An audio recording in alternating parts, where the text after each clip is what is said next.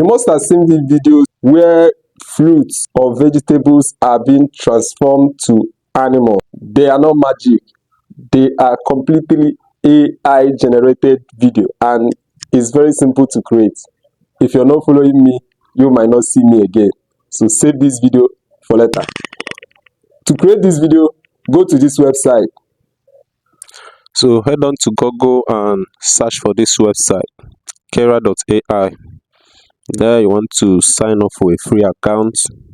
You can either use sign in with Google or enter your Gmail address.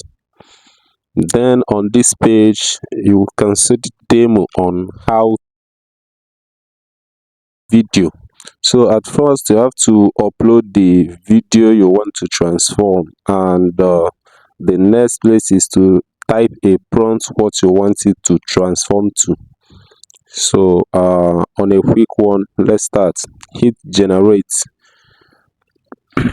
When you click generate the video, then upload the photo of a kind of a fruit basket or whatever you want to add.